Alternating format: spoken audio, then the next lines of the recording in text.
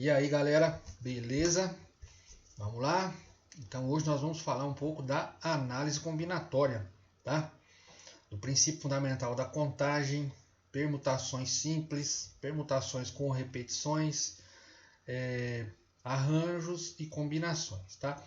E ao final de tudo, saber quando que eu vou usar um arranjo, quando que eu vou usar uma combinação, quando que eu vou usar uma permutação, ok? Então a gente vai fazer um pouco a parte teórica e depois eu venho com a resolução de alguns exemplos com vocês, tá? Tem alguns exemplos dentro dessa parte teórica aí, mas eu vou fazer alguns outros exemplos aí com vocês, beleza? Vamos lá então. Arranjo.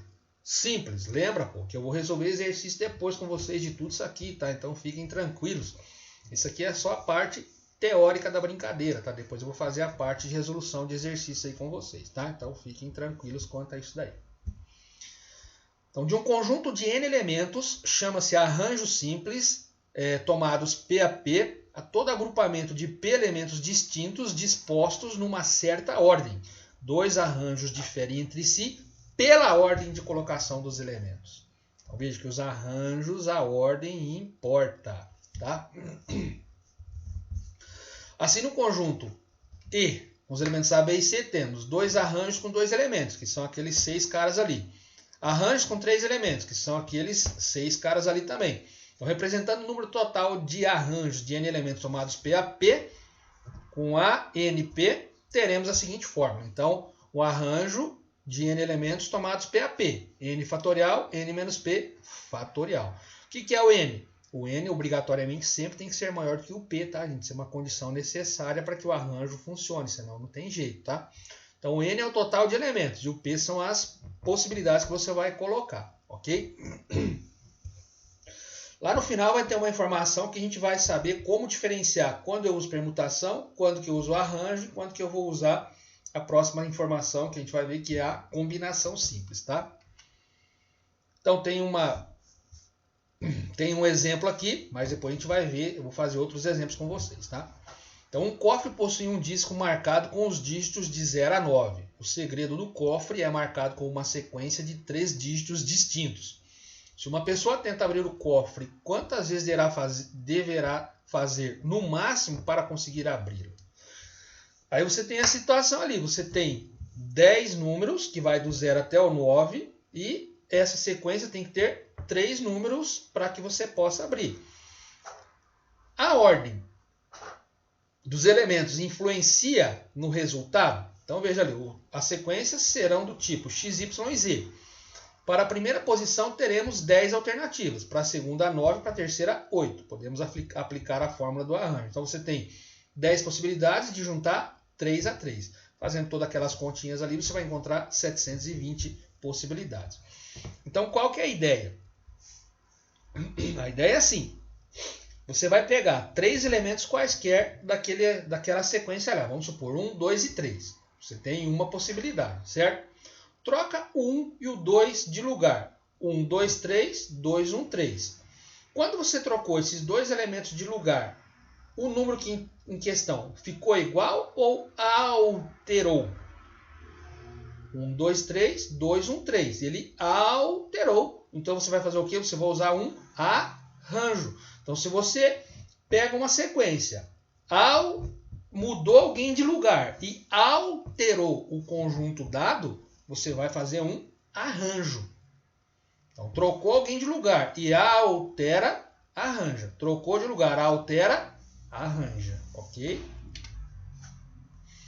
As combinações, então vamos ver ali, ó. Denominamos combinações simples de n elementos tomados P a P, os subconjuntos formados por P elementos distintos escolhidos entre n elementos dados.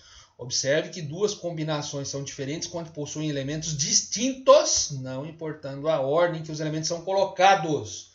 Veja que tem uma diferença da definição do arranjo para a combinação, tá?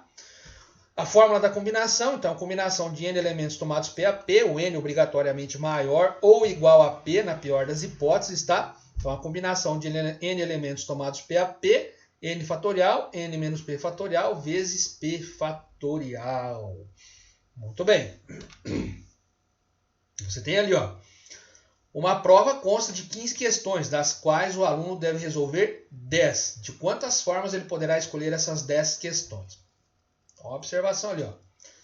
Observe que a ordem das questões não muda o teste. Logo, podemos concluir que se trata de uma combinação. Aí que tá. Então, como eu falei do arranjo ainda há pouco. Você pega lá, 1, 2, 3. 3, 2 e 1.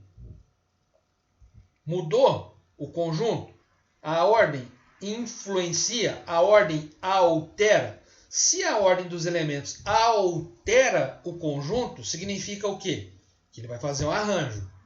Agora aqui, você tem 15 questões. Ele tem as questões numeradas de 1 a 15. Se ele resolver a 1, a 2, a 3, ou a 3, a 2 e a 1, independente da ordem, vai alterar ou vai conservar o conjunto inicial? Ele conserva. Aí que você tem que se ligar. Ó. Se você faz a informação, trocou alguém de lugar e altera, você usa arranjo. Se você pega a situação, troca alguém de lugar e conserva a informação dada, combina. Então, se altera, faz o arranjo. Se conserva, faz a combinação. E só isso. Simples assim. Tá bom? Então, critério de formação. Ó. Então, o tipo de agrupamento e o nome do agrupamento. Só ordenar os elementos, ou seja, todos. O tipo de agrupamento é ordenado. Então, você vai fazer o quê? Uma permutação. Só escolher os elementos. Então, se não tiver problema com a ordem, combina. Se tiver problema com a ordem, arranja. Se altera, arranja. Se conserva, combina. Ok? Certo? Tudo bem? Tranquilo? Então, é isso que você tem que levar em consideração, tá? Se alterar o agrupamento, faz um arranjo. Se conservar o agrupamento, faz uma combinação. Muito bem? Beleza? Então, na sequência, eu venho fazer a resolução de alguns exercícios para complementar essa parte teórica aqui com vocês, tá? Então, eu vou fazer exercícios de fatorial, permutação simples, permutação com repetição, arranjo e combinação. Então, são 5 itens que eu vou fazer resolução de exercícios com vocês, beleza? Até daqui a pouco, então.